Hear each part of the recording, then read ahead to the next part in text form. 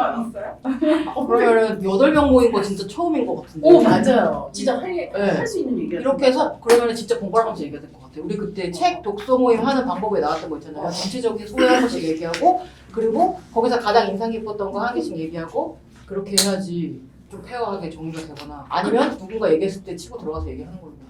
그리고 또 전 그런 생각했어요. 이 책 읽으면서 우리가 이 책을 가지고 무슨 얘기를 나눌 수 있을까를 제일 많이 생각을 했거든요. 근데 제일 많이 사실 나올 수 있는 얘기가 자기가 장애인은 아니지만 이런 비슷한 어떤 상황이나 아니면 당사자성을 생각할 수 있었던 뭐 어떤 거에 처해졌던 이런 걸 보통 얘기를 할 수 있을 거고 다음 시도 그렇고 그러면은 다시 나는- 보시는 거 아니죠? 근데 다 조금씩 있어. 가만히 생각해보면 가족 중에 장애인이 있고 가만히 생각해보면 다리 한 다리 건너서 그런 관련 활동가나 이런 사람들이 있고 뭐 그래요. 그래서 그런 얘기를 아마 다들 하게 되겠지? 이런 생각을 하고 그 공간과 장소 때도 약간 아쉬웠는데 이거를 결국에는 우리가 뭔가 자기가 하는 일이나 삶에 어떤 식으로 뭔가를 반영할 수 있을까? 이런 걸 얘기를 안 하면 참 의미가 없는 것 같아요. 공감하거나 삶의 저희가 적용. 정말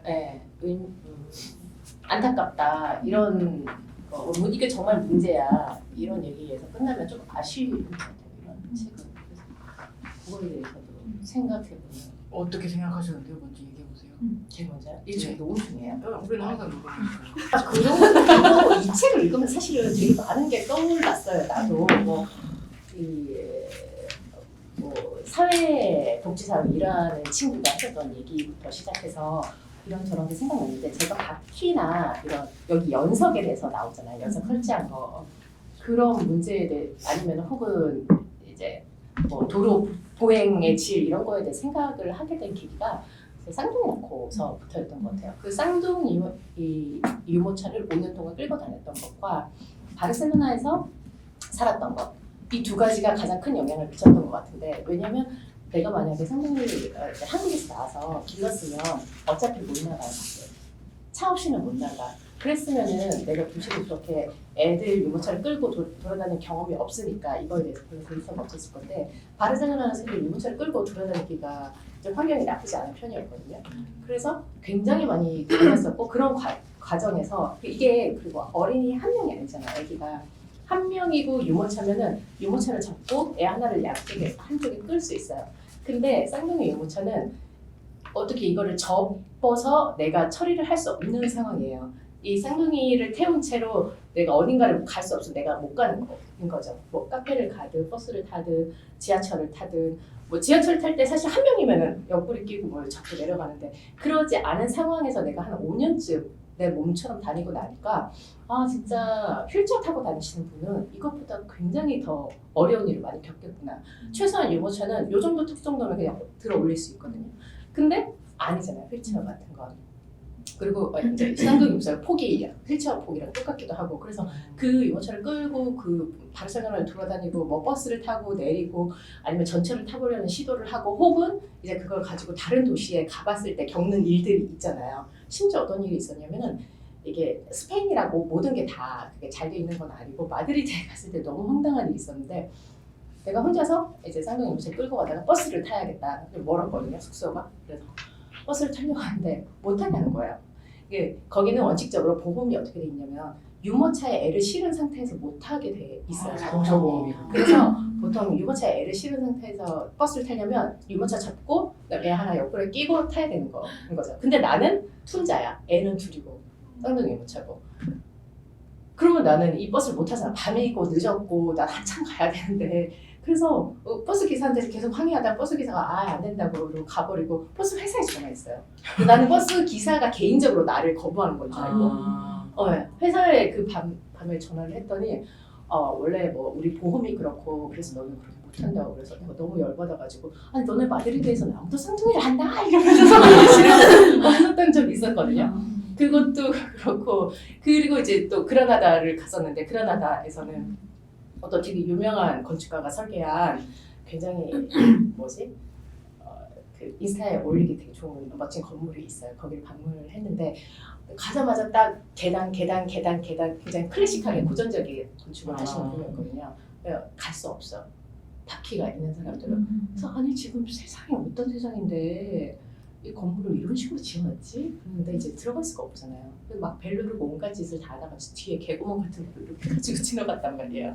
근데 우리는 그래 좋아요. 유모차고 나는 그걸 일시적으로 한 5년만 그러고 있는 거지만 정말 휠체어를 타는 사람들은 이것이 얼마나 힘들까라는 생각을 반복해서 하지 않을 수가 없는 거죠. 여기 한국에 왔을 때도 그때 영선 씨랑 만나서 이 연구를 할 때도 아니 거기는 그렇다 치는데 정말 이 중국동 구이동의 길 상황이 더 안 좋아서 이 보도를 유모차 폭으로 끌고 갈 수가 없어요. 아시잖아요. 그 한 3편 정도밖에 안 돼요. 전봇대 있고 뭐 있고 뭐 있고. 그럼 나는 어떻게 가야 되냐면 도로로 가야 차도로 돼. 가야 돼. 차로로 가야 돼. 유모차를 유모차를 끌고 끌고 차로로 가야 돼. 혹은 이제 불법 주차 차량이 그 보도로 달고 있으니까 나는 무조건 이제 차도로 가야 되고 거기도 이제 진짜 도시가 너무 불친절하다. 어떻게 이렇게까지 생각 안 하고 할 수가 있지? 그리고 그때 영선 씨랑 한 얘기가 어린이나 아니면 이제 휠체어 사용자를 약간 투명 인간처럼 보고 이 사람들은 도시를 만들었구나. 어차피 이게 다 연계돼 있어서 이 책에 그런 게 나와요. 뭐 가족 중에 뭐 그런 불편을 겪고 있는 사람이 다 한두 명씩 있고 보호해야 될 사람이 있고 노인이 있고 애들이 있고 해서 결국에 우리도 그게 당사자인데도 그게 사실은 소수자가 아니고 다수자인데 이 책에 어느 문장이 있었는데 그럼에도 불구하고 사람들은 이런 거에 대해서 너무 신경 안 쓰는구나. 그래서 그때 연구했었잖아요. 근데 이제 이걸 어떻게 삶에 적용할 것인가 모르겠어요. 그때는 우리가 그 연구 보고서를 쓴 거 정도가 될 수 있을 것 같고, 근데 좀 아쉬웠던 거 그때 우리 연구 보고서를 할 때 우리도 되게 궁금한 게 많았거든요. 지점 어린이들이 갈 수 있는 공공시설을 체크를 하고 나니까 거기까지 어떻게 가느냐가 되게 큰 문제이잖아요. 그래서 영선 씨랑 아니 이거를 별도의 연구로 다시 이걸 해야 되나? 라는 얘기를 많이 했었어요. 보행길의 퀄리티가 완전 다른데 어떤 데는 되게 가기 좋은 길이고 어떤 데는 경사고 어떤 데는 이거는 무슨 유모차 끌고 갈 수가 없는 곳인데 그러면 접근성이라는 게 달라지는 거잖아요. 그래서 우리 한참 얘기하다 그 연구에는 넣지는 않았던 것 같아요. 그래서 이 책을 다시 읽으면서 저는 이제 우리도 설계하면서 BF라든지 이런 거 있잖아요. 보통은 그게 굉장히 쉬운 건 아니니까 그리고 현실적으로 어려울 때도 많으니까 좀 약간 투덜거리는 마음으로 하게 되기는 해요. 그리고 뭐 어떤 프로젝트를 생각할 때 우리가 과연 이 장애인이나 휠체어 이용자가 이걸 접근할 수도 있다는 생각을 그러니까 BF 인증이 안 해도 되는 프로젝트를 할 때 했나 생각하면 또 그건 아니었던 것 같아서 그리고 한편도 있어요. 내가 그 유모차를 끌고 다니던 시기에는 그게 너무나 절실한 내 문제였거든요. 늘 열받아 있었고 근데 이제 애가 컸어. 끌고 나니까 잊어버렸어요. 진짜 맞아요. 가족이 있어도 신경 안 쓰는데 내가 당사자였을 때만 생각하고 그것마저도 끝나거나 치유되면 잊어버리는구나. 그러니까 안 보이면 안 겪으면 잊어버리는 그러니까 잊어버리게 되고 문제에 대해서. 그때 절실했던 뭐 마음이라든지 아니면 뭐 분노라든지 아니면 이거 어떻게 해결돼야 되지 않나 했던 것들을 지금 좀 잊어버렸다는 생각이 현실에 뭔가 개선의 여지가 있다면 구조적으로 사회에 그게 망각되지 않고 사실은 뭔가 변화를 시도하거나 그치. 변화를 만들어냈을 수도 있는데 그게 아니니까 결국 개인의 문제 차원으로만 남겨놓을 수밖에 없는 강제되는 상황인 것 같아요. 그러다 보니까 개개인은 계속 그런 사건을 겪고 사고를 겪고 계속 망각하고 그걸 반복하게 되는 사회인 것 같아요. 그러니까 환경 문제도 그렇고 장애인 문제도 그렇고 개개인이 계속 자각하고 나는 이 지적인 호기심과 이런 걸로 깨어 있어야 돼 이런 문제를 계속 생각해야 돼 이렇게만 노력해야지 그나마 조금이라도 좀 끌어올려지는 사회인 것 같긴 하다. 약간 그런 느낌. 저는 이 책을 보면서 느낀 게 우리가 어떤 장애를 얻거나 이랬을 때 이거를 그냥 이거 그냥 장애니까 이거 당연히 이게 이 사람들이 불편하겠지라고 생각하는 게 아니라 이거를 고쳐야 돼라고 생각하는 게 좀 문제인 것 같아요. 예를 장애를 들어서 고쳐야 된다고. 네. 여기는 이게 뭐 비정상이고 이게 보편성으로 가야 돼라고 생각하는 게 이게 좀 잘못인 것 같고 이 사회가 이제 그래서 그러다 보니까 이 사회가 바뀌는 게 아니라 이 사람들 개인의 문제로 치부되는 거죠. 그러니까 이게 그냥 뭐 유모차를 끌고 다닌다고 해도 이게 유모차를 끌고 다니는 사람들을 이해하는 게 아니라 저 아이들 크면은 괜찮아질 거야. 저희는 정상이 될 거야 그래. 라고 나도 생각하니까 이 그게 얘기에 문제고. 너무 격하게 공감을 하는데 맞아. 우리 그 조카 중에 장애인이 한 명 있어. 그리고 나는 그래서 이 책을 읽으면서 너무 충격받았던 게, 그러니까 장애 그 여기서 그 자립과 자기결정이라는 얘기 나오잖아요. 그러니까는 우리가 걔를 옷을 입혀주고 단추를 잠궈주니까는 약간 소유물로 본다, 아바타로 본다. 그러니까 걔가 뭘 할지 얘는 이제 누워야 돼, 자야 돼, 쉬어야 돼, 일어나야 돼. 그러니까 물론 그게 케어하는 과정 중에 하나이지만. 이제는 좀 어느 정도 이제 걔가 뭔가 생각하고 의지가 있는데 그 루틴과 그 치료의 속에 이제 가두려고 하는 이게 근데 어쨌든 이제 얘도 컸으니까 자기 결정을 하고 자기 이제 생각이 생길 거란 말이야. 근데 이제 걔가 지금 10살인가 뭐 그런데 이제 뭐 20살에 그래서 내가 남편이랑 얘기를 하다가 이 책을 읽다가 아니 그러면 걔가 20살이 되면은 이제 어쨌든 걔도 좀 역동적으로 자기 생각을 하고 그래야 될 텐데 그러면 그때는 우리가 어떤 자세를 가져야 될까? 이런 식으로 내가 요즘 그런 책을 읽고 있다 그랬더니 그때쯤이면 치료가 되겠지. 약간 이렇게 생각하는 거야. 그러니까는 그래야지 제로 베이스인 거예요. 그러니까는 장애인으로 태어나면 여러 가지 그 개개인의 개인성이에요. 개인 성향 중에 하나인 거예요. 여자거나 남자거나 뭐 키가 크거나 작거나 뚱뚱하거나 이제 그런 거 중에 하나로 보면 이제 그 사람이 그냥 쭉 살아갈 수 있잖아요. 근데 이 기본적으로 하는 생각이 내가 장애인을 늘 대하고 이제 그런 거에 대해서 뭐 전장애인 활동 이제 내가 장애인 가지고 있으니까 그런 것도 신경 써. 이제 뭐 BF 설계할 때 내가 BF 같은 거 한 번 더 면밀하게 봐. 나도 이제 그리고 뭐 장애인들이 잘 외부에 너무 숨어 있는 것만 아니라 외부에 나오기 위해 뭐 장애인 택시는 어떻게 개선되면 좋을까 평소 이런 생각을 많이 한단 말이에요. 그럼에도 불구하고 얘가 제대로 인생을 사는 건 그 더블로리에서 문동훈이 복수를 다해야 이제야 18살의 내가 되는 것처럼 치료가 돼야지 이 제로 베이스에서 이제 인생을 시작할 수 있다고 생각하는 거예요. 장애인의 삶도 자기 결정을 하고 내가 나가고 싶어, 뭐 어디로 올라가고 싶어, 누구의 도움을 받아서라도 이제 그런 걸 할 수 있는 삶에 이미 살고 있는 건데 그때쯤은 괜찮아지겠지. 그래야지. 그래서 기본적으로 우리가 이렇게 생각하고 있구나. 그 디폴트 이 종형의 인간에서 플러스 50% 0에서 5%랑 95에서 100을 뺀 그 사이에 들어와야지 이제 인생이 시작되는 거라고 생각하는구나. 그 생각으로 되게 충격을 받았었거든요. 그래서 어쨌든 그런 생각을 하게 하는 책이었어요. 이 책에서 되게 좋았던 문장이 그 발달 장애에 대해서 그것이 장애가 아니라 되게 인간의 다양성을 그 중에 하나. 네, 그 중에 하나로 바라본다는 것을 그럼에도 불구하고가 아니라 그렇기 때문에 우리의 다양성, 이 사람이 자기를 발휘하고 자기로 살아가는 것이 그렇기 때문에 우리한테도 소중한 일이다라고 이렇게 그럼에도 불구하고가 아니라 그렇기 때문이라고 표현한 문장이 저는 되게 좋았었어요. 어디 있죠? 그 문장이? 그게 거리 챕터였던 것 같아요.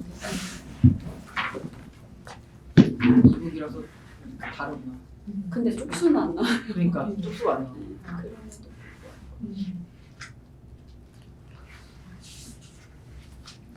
저는 막 설계할 때도 그 램프 때문에 이제 막 그 입구를 높이지 못하고 램프가 너무 기니까 막 이거 너무 흉물스러운데? 막 이런 생각을 맞아. 사실 했었어요.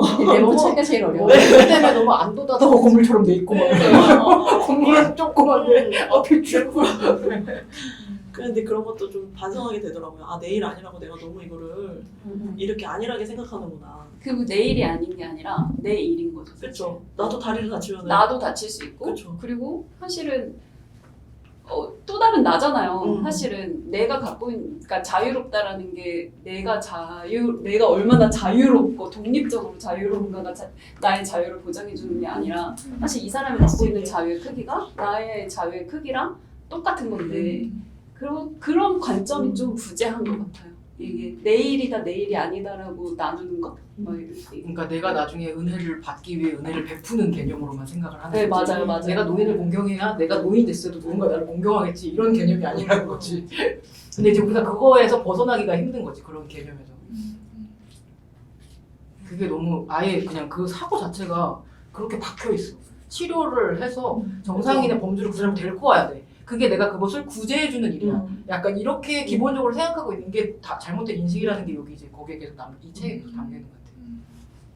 그러니까 한편으로는 그냥 패러다임, 그러니까 사고의 구조의 틀이 그냥 문제가 있는 거죠. 이게 이제 이게 산업사회나 이런 대량 생산이나 이런 소비 사회가 우리에게 부추긴 기준을 되게 강요하고 거기에 맞춘 시계에 따라서 움직이고 그게 생산에는 대량 생산한 의자, 가구에 우리 몸이 맞춰지고 우리는 점점 병들어가고 근데 우리가 모르고 있고 그게 좋은 건 줄 알고 근데 이제 이런 사고에 전환하는 그 발상에서 저는 제일 아주 가까운 제일 좋은 사례로 들어줬던 얘가 저는 그런 것 같아요. 한 사람의 인생의 전체를 그러니까 통계가 아니라 한 사람의 인생을 볼 때 우리도 누군가에게 의존해서 성장할 수밖에 없는 시기와 정상인의 범주로 부를 만한 어떤 네. 건강한 시기와 맞아요. 근데 저도 이제 나이가 죄송합니다. 그래서 들어갈수록 제가 달리기 하다 무릎 다치고 나서는 잘 못 걸었어요. 계단을 올라가지 못할 뿐더러 내려오는 건 사시나무 떨리듯이 떨려서 못 내려왔던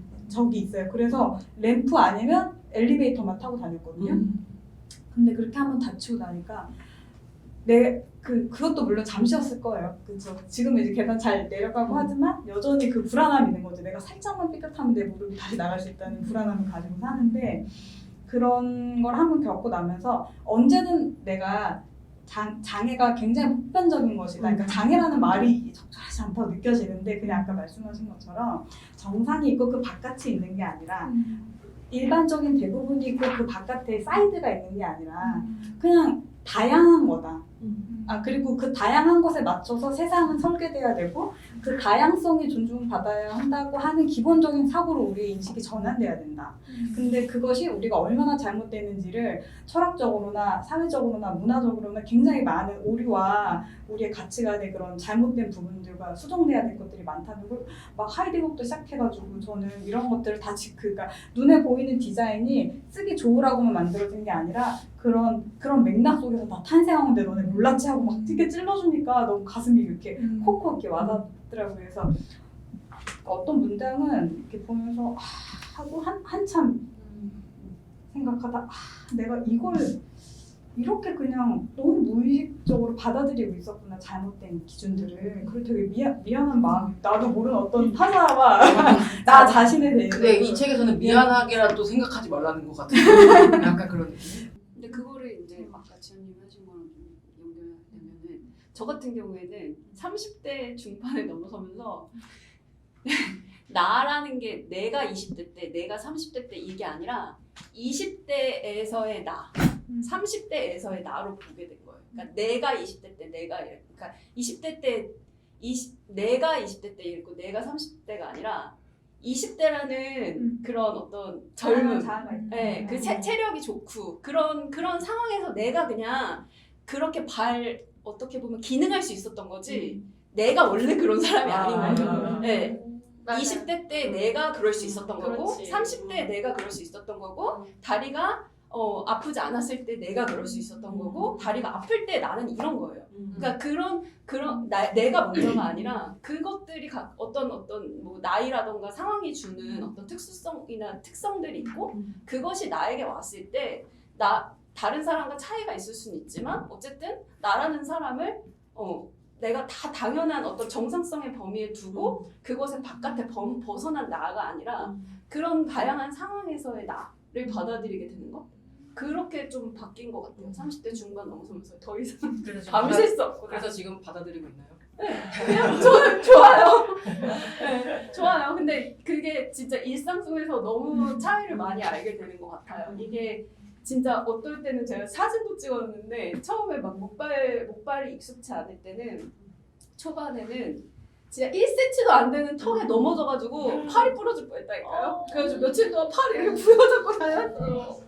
넘어져가지고 진짜 아까도 오다가도 걸어 다니는데도 이게 약간 이렇게 심리적인 위축도 있어서 그런가 이제 작은 턱에도 굉장히 크게 반응하고 이제 이런 것들이 내가 알던 내가 아니게 만들어주는데 거기에서 저는 막 스트레스를 받거나 막 힘들지는 않은 것 같아요. 그냥 그걸 자연스럽게 그냥 받아들이고 그냥 그렇게 되는 것 같아요. 근데 그것의 이제 과정에 30대 중반 넘어서면서 내가 원래 그런 사람이 아니라 20대의 내가 그럴 수 있었던 거구나 이렇게 생각을 한번 했던 근데 적이 이거 젊을 때 이런 생각하기 되게 힘든데 그러게요. 보통 못 진짜. 받아들이거든요. 그러니까 막 운동 같은 거 좋아하고 내가 되게 활동적인 사람이었잖아요. 그런 사람이 갑자기 이렇게 되면 그거를 못 받아들이는 사람이 되게 많아요. 나는 원래 이런 사람이 아니야. 맞아. 나는 원래 근데도 운동왕. 제 마음속에 약간 그런 게 있어요. 지금 차라리 이게 밤기스하고 이랬을 때는 저희 아파트 저희 집 지금 3층이거든요. 그러니까 한 번도 엘리베이터를 타지 않았어요. 저는 원래 기다리지 못하고 다 그냥 계단으로 올라가고 내려가거든요. 그래서 한 번도 그러지 않다가 이제 엘리베이터를 탈 수밖에 없잖아요. 근데 이제 제가 다리 목발도 짚고 막 이렇게 하고 있으니까 엘리베이터에서 제가 거기 그 집에 이사 온 지 지금 좀 있으면 3년 되는데 3년 동안 동네 사람들이랑 진짜 제일 많은 말을 한 것 같아요. 네, 그 기간 동안. 왜냐면 다 물어보니까 어쩌다 다쳤냐, 넘어졌냐, 그 빙판길에 너무 다 조심해야 된다. 아니면 나도 뭐 그랬다. 그 3층까지 올라가고 엘리베이터 너무 짧은 기다리는 시간 30분 올라가고 아니 너무 그거 짧은 아니에요. 엘리베이터 기다리고 뭐 이렇게 하는 왜냐하면 그 사람들이 되게 잘 도와줘요 생각보다. 맞아. 네, 나보다 나이도 많은 사람들이 먼저 눌러준다거나 다 먼저 달라져. 내리게 해준다거나 이게 어쨌든 간에 엘리베이터에서 그 아파트 입구까지 이렇게 가는 그 길이 그래도 한 4m는 될 거잖아요. 그 길을 어쨌든 기다려서 내가 속도가 느린데 먼저 가게 해준다고. 이제 이런 식으로 좀 감동을 많이 받았는데 어쨌든 그게 되게 큰 변화였어요. 되게 변화였고 무슨 얘기하다가 이 얘기가 나왔지? 여러 얘기하다가요. 여러 얘기하다. 그래서 어쨌든 골절 당한 30대의 나, 지금의 나. 그죠. 그래서 그런 어쨌든 일상 속에서 되게 차이를 되게 많이 느꼈어요. 어쨌든 그리고 사람들이 되게 이 얘기 하려고 그러다가 그렇구나. 그래서 이제 이게 티가 나잖아요. 방기스하고 목발을 짚고 있으니까 이 사람은 누가 봐도 골절을 당한 거예요. 그랬을 때 나는 오히려 더 떳떳했어요. 제 마음속 어떤 1%가 지금 약간 그래서 뭔지 알아. 내가 쩔뚝쩔뚝 다니면서 이 시간만 이런 거. 것이다? 네? 난 이 시간만 이런 것이다? 지금만 이런 네, 것이다? 그러니까 내가 나를 약간 100% 지금 이 상태의 나를 완전히 받아들이지 못하는 거죠. 내 마음, 제가 뭐 이렇게 그 1%, 2%라도 어쩐 내가 쩔뚝쩔뚝 거리고 다니는 게 나 원래 쩔뚝쩔뚝 거리는 거 나 아니다. 장애인이 그러니까 이게 되게 위험한 발언일 수 있지만 나는 근데 영구적인 장애인이 아니야. 라는 어떤 내 안에 계속 선을 그으려는 그런 욕구가 이렇게 올라오는 건 사실 솔직하게 느끼는 거예요. 왜냐면 남들이 나를 쩔뚝쩔뚝 어쨌든 거리면서 걸어다니는 나를 바라보는 것. 그랬을 때 나를 이렇게 연민의 감정이나 막 어떤 걸로 바라볼까? 이거를 생각을 안 할 수가 없고 그거를 의식하지 않으려고 하고 그거를 내 마음속에서 일어나는 어떤 그 감정을 어쨌든 간에 어떤 식으로든 이제 의미를 가지려고 하지만 어쨌든 거기에 종속되는 것 같아요. 그 길을 걸을 때마다 지금 현재 아무것도 그냥 있으면 티나지 않지만 걸으면 쩔뚝쩔뚝 거리는 내가 어떻게 보일 것이고 나는 그것을 부정하고 싶은 마음이 있다. 올라온다. 네, 그거는 솔직하게 있는 것 같아요. 장애인들이 집에서 나오기 전에 얼마나 그 그러니까요. 저항감을 가지고 사람들의 시선을 가지고 그러니까 아까 말씀하실 때 사람들이 엄청 불편할 텐데 휠체어탄 사람들은 더 불편할 텐데 왜 이렇게 조용하지라고 하는 게 책의 중간에 나오지만 눈에 안 보이니까 그 기반이 안 닦여 있으니까 아예 못 나오게 되고 그런 얘기 막 뒤에서 한국에서는 그런 욕도 한단 말이에요. 애들 저렇게 나오는데 뭐하러 일어나. 맞아. 그런 얘기를 한다고요. 주변에 있지. 진짜. 그런 얘기 진짜 아니, 많이 하잖아요. 네. 맘충이라고 부르잖아요. 아니 저 쌍둥이 요새 끌고 나와서 지하철 탔어요. 엘리베이터가 있는 데라서 지하철 탔는데 타다가 이 틈이 벌어졌잖아요. 거기 바퀴가 꼈어. 엄청 위험한 상황인데 근데 이제 지하철 사람이 그렇게 많지는 않았는데 아무도 도와주는 사람 없지만 어쨌든 바퀴 살짝 빼서 들어갔어요. 그리고 사람들이 깜짝 놀라긴 했어. 들어갔더니 할머니가 아니 그러게 애들을 왜 유모차에 태워서 다녀 이러는 거야. 그래서 정답! 구르마! 엘카! 애줄을 어떻게 해?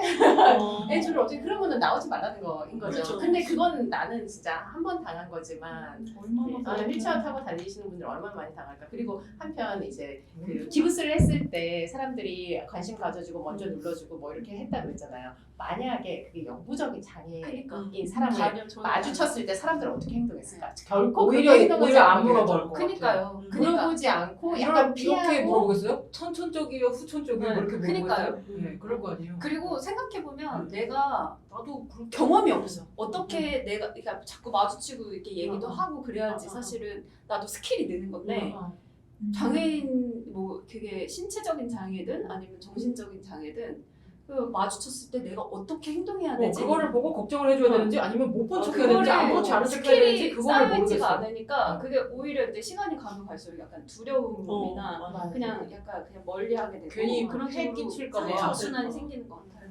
근데 그렇게 또 우리 사회에 장애인들이 밖에 못 나오는 이유가 그런 생각 되게 많이 하잖아요. 민폐 끼치면 안 돼. 맞아. 그런 우리나라 사회가 너무나도 민폐 끼치면 안 된다. 남에게 의존하면 안 된다는 게 의존이 너무 죄악시 여기고 독립이라는 게 너무 고기능, 너무 훌륭한 사람, 독립성이라는 건 너무 멋있게 여겨지고 의존성이라는 거는 너무 나쁜 죄악처럼 여겨지고 나는 절대 그런 걸 하면 안 된다. 늙으면 죽어야지. 누구에게 피해 끼치면 안 돼. 이게 너무 사회에 만연해 있는 것 같아요. 그래서 도움도 안 주고 도움을 청하지도 못하고 이게 너무 만연해 있는 것 같아요. 근데 그 상호의존이라는 단어가 여기서 되게 네, 컸잖아요. 의존성 얘기. 근데 많이 최근에 해요. 제가 빈곤 과정이라는 책을 저 읽었거든요. 읽었어요. 진짜요? 네. 거기서 그 상호인줄 상호의존 읽었어요. 네. 끝까지.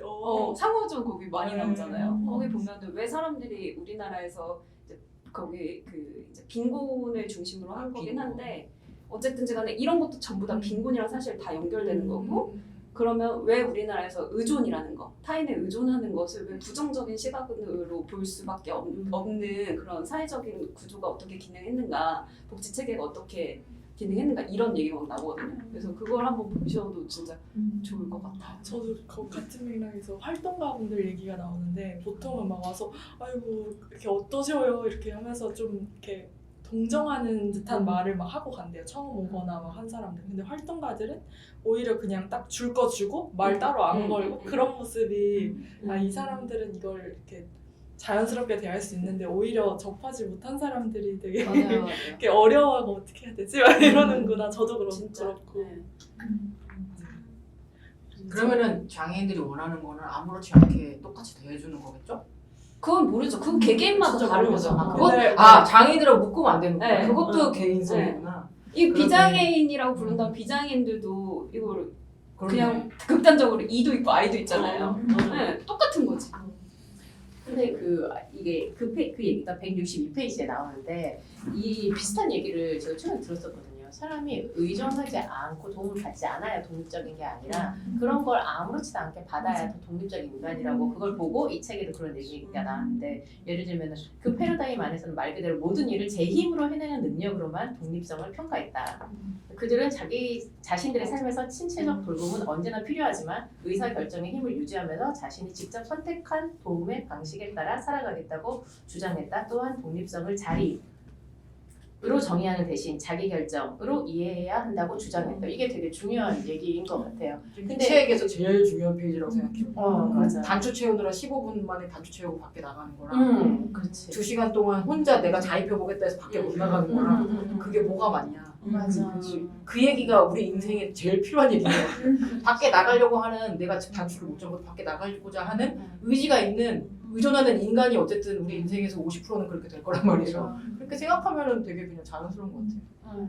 근데 저는 장애라는 주제를 항상 하면은 접하면 늘 이제 얘기를 한번 해보고 싶은 건 그럼 결국 장애와 비장애를 나누는 게 아니라 그냥 다양한 사람들, 다양한 상황에 놓인 나들이 모여서 사는 거잖아요. 근데 그랬을 때 분명히 핸디캡이라는 게 있다는 거잖아요.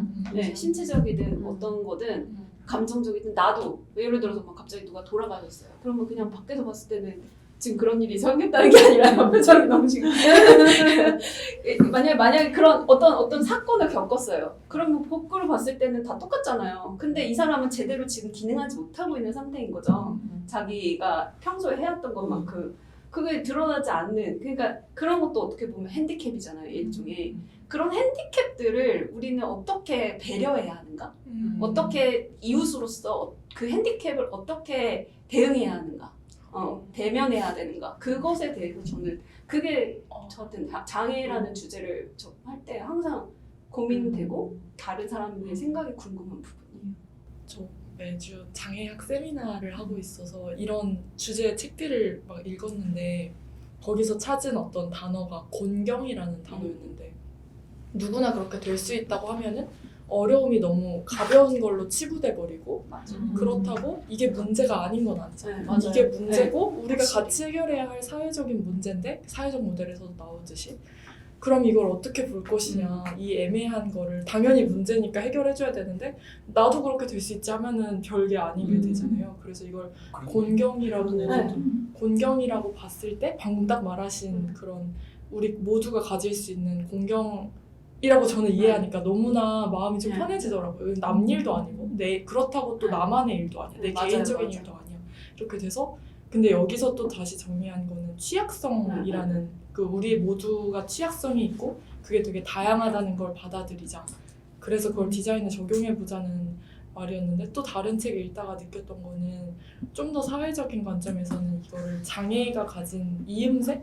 그러니까 내가 한번 아버지가 돌아가신 분들을 좀 더 이해하게 되는 것처럼 장애가 있다는 거는 사회를 되게 부드럽게 해주는 매끄럽게 해주는 이음새가 있다는 거고 이 사람이 아니었으면 못 봤을 거를 이 사람 덕분에 이음새가 돼서 볼 수 있게 되는 거구나 라는 관점에서 이해하니까 곤경이라는 어떤 부정적인 느낌이 좀 더 긍정적으로 다가오더라고요. 이음새나 그렇게 다양성? 네, 그렇게 보니까 아까 그 다음 씨가 얘기한 거랑 어떻게 연결되고 그게 사실 되게 중요한 얘기인 것 같아요. 자기에 대한 관용 같은 거.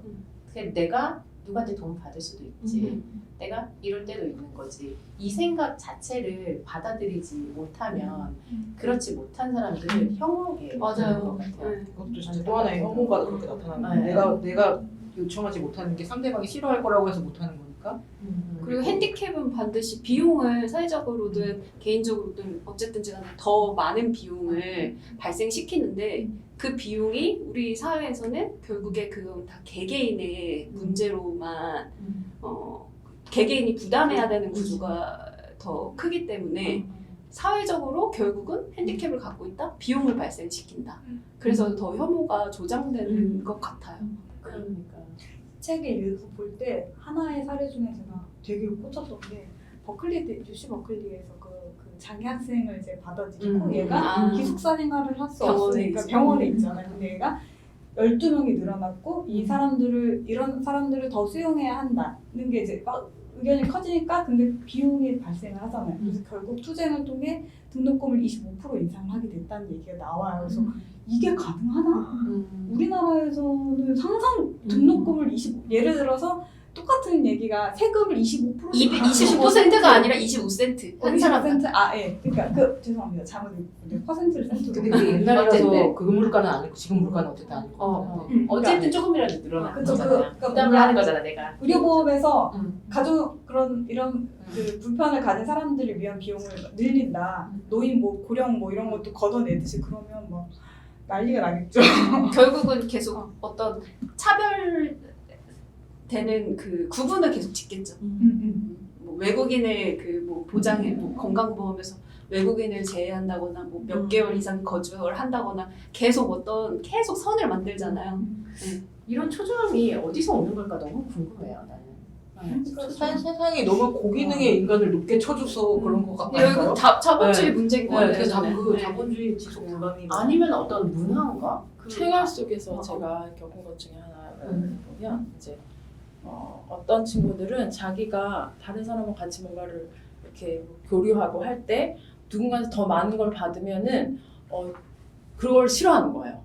자기는 무조건 이제 상대한테 A를 받으면 A에서 얼마라도 더 갚아줘야 돼. 그것도 바로바로 빨리빨리 갚아줘야 된다고 생각하는데 약간 나 저를 좋아해. 예, 약간 이제 그게 뭐 좋기는 더 들어가 보면 거기서 조금 더 들어가 보면은 예를 들어서 그 대신 나는 내가 그렇게 한다는 거는 남이 더 도움이 필요할 때 예를 들어서 장애인이라든지 이런 나는 장애인이 아니고 상대가 장애인이거나 그랬을 때 내가 그만큼 더 주진 않을 거야라는 거를 전제하고 있다는 약간 그런 게 깔려있는 사고가 있는 건 아닐까라는 생각을 좀 방금 얼핏 생각하게 됐고 그리고 이제 여기서 이 책이 저 진짜 재밌게 읽었거든요. 이 책을 너무 재밌게 읽었는데 왜냐면 이 사람은 용어를 굉장히 잘 쓰시는 것 같아요. 맞아. 예, 그러니까 우리가 되게 편견을 가질 수 있는 무수히 익숙한 단어들에 대해서 문제 제기를 하고 그런 거에 대한 다양한 사례들을 이분들이 얘기를 해주셔가지고 되게 많이 깨우쳤었고 특별히 좋았던 장이 맨 앞에 어멘다 나왔던 쪽하고 그 다음에 또 어디였더라? 뒤쪽에 방이요. 저는 방도 좋았어요. 네, 거기 청인과 농인에 대한 얘기 나왔을 때, 예, 거기 우리 또 이런 얘기 나오잖아요. 농을 얻었다라고 얘기를 하잖아요. 예, 청인에서 농을 얻었다라는 표현을 하듯이 그렇게 이제 뭐랄까 우리가 갖고 있는 편견이나 이런 것들에 대해서 한 번 더 굉장히 명확하게 지적해주는 그런 너무나 분명하게 얘기를 해줘갖고 그래서 너무 그냥 술술술 너무 읽히고 재밌게 읽었던 것 같고 그리고 이제 앞부분에 어멘다 사례를 얘기하면서 어멘다를 우리가 장애인으로 만드는 문화 속에 있다라고 얘기를 하잖아요. 네, 그래서 그럼 그러한 문화는 뭘까? 우리가 어멘다를 장애인으로 만드는, 그러니까 우리는 비장애인이고 문화는 뭘까라고 얘기를 했을 때 딱 지적되는 것 중 하나가 그 상위 군인에 대한 얘기. 네, 그죠. 상위 군인 얘기 나오면서 이제 그 사람들에 대해서는 국가에서 나라를 위해서 일하는 사람들이고 그런 사람들은 그렇죠. 영웅화하고 그런 문화로 자리 잡으면서 이 사람들은 원래 훌륭한 사람들인데 잠깐 이런 상태야 라고 얘기를 하잖아요. 그렇지만 장애인들은 그냥 장애인들, 우리 흔히 얘기하는 그런 차이에서 봤듯이 우리의 문화에 어떤 그런 지점들이 있다라는 거를 좀 이렇게 살짝 엿보게 해주고 또 그런 것들이 다양하게 좀 있는 것 같은데 지금 또 갑자기 생각나면 또 말씀해봤으면 좋겠어요. 번역도 좋았던 것 같아요. 되게 잘 읽혔죠. 너무 번역 잘하셨고 그리고 근데 이 두 분의 얘기를 연달아서 지금 딱 생각난 게 네트워크 자본이라는 말이거든요. 그때 한번 제가 그때 어디지 우리 망원동 인간에서 우연히 만났을 때 반복해서 얘기해드린 적 있는데 존 어리라고 모빌리티라는 책이 있어요. 그래서 근데 이게 자본주의가 고도로 발달하면서 결국은 중상위층 혹은 중산층이라고 부르는 사람들이 늘어났고 그들은 예를 들어서 지금 명품 자녀를 키우는 게 목표잖아요, 삶에. 네, 그 명품 자녀를 키운다는 거는 다시 말해서 경제적으로 얘가 가서 얼마를 투자했으니 얼마를 벌어와라 이런 것보다는 사실은 사회적인 자본, 관계의 자본이 얘한테 더 많이 상속될 수 있도록 네, 그것을 굉장히 힘쓰잖아요. 네, 학력도 그렇고 뭐 경력도 그렇고 그게 얘가 얼마나 경제적으로 돈을 벌어올 수 있느냐보다 얘가 얼마나 내 명성, 우리의 명성, 우리의 관계에 얼마나 기여할 수 있느냐 이거를 평가하는 거고 그게 네트워크 자본이라는 용어가 있어요. 존 어리가 이제 만든 게 그때 정리하는 게 이 사람은 8가지로 그 네트워크 자본을 8가지는 아닌 것 같아요. 돈, 자격, 자본, 그다음에 타인, 이동 능력, 정보 좌표 통신 장치, 만남의 장소, 접근 시간 이런 식으로 이제 네트워크 자본을 평가할 수 있는 분류를 체계를 만들었는데 그 중에서 이제 그 모빌리티라는 개념이 어떤 사람이 이 책에도 언급이 됐던 것 같아요. 이동할 수 있어. 그 이동할 수 있다는 건 관계를 만들어낼 수 있는 상태인 거고 그렇다면 이 사람의 사회적 자본을 쌓을 수 있는 상태인 거예요. 근데 그 모빌리티가 떨어진다. 모빌리티가 상실된 상태다. 라면 관계를 만들 수 없고 그 말은 계속 고립되는 상태에 놓인다는 거죠. 그러면 결국에 우리가 차별하는 요소들 있잖아요. 뭐 얘는 부모가 없어. 입양됐어. 얘는 고아야. 얘는 뭐 장애가 있어. 얘는 가난해. 이런 사람들과 엄마들이 뭐 부모가 친구고 하지 마. 막 이렇게 되는 것들이 노골적으로 더 사회적으로 나오는 것들도 다 배경은 여기에 있다고 생각을 하거든요. 결국 내가 누구랑 만나느냐, 이게 막 어떤 경험을 할 수 있느냐, 이게 되게 아름답게 표현되지만 결국은 우리가 몇십 년 전에 사람들이 그 사람들은 별로 생각하지 않았던, 중요하게 생각하지 않았던 네트워크 자본의 그 가치가 지금 훨씬 높게 평가가 되고 결국 내 옆에 있는 사람, 내가 만나는 사람, 내가 학교 동창, 내 뭐 직장 동료, 내 학교 그 간판 이런 것들이 이 사람의 삶을 달라지게 만들 수 있고, 예, 결국 네트워크 자본을 더 강화시켜주는 요소이기 때문에 결국 그것에 미달되는 사람들을 계속 차단하는 구조가 되고, 네, 그게 반복이 되는 것 같아요. 아 무섭다 미달. 어. 저기 마트에서 나온 책 중에 젊고 아픈 여자들이라는 책이 있어요. 그 책 좀 읽다 말았는데 계속 비슷한 내용 반복해갖고 거기 앞부분에 보면 외국 책인데 계속 내가 이렇게 그러니까 겉은 이제 뭐 멀쩡해 그냥 이런 멀쩡한 사회 여성인데 그 갑자기 뭐 기절하거나 뭐 몇 시간 내에 뭘 먹어야 되거나 그런 상태인 거예요. 그래서 이런데 내가 이런 나를 보고 건강해 보이지 않는 나를 보고 남자가 성욕을 느낄까?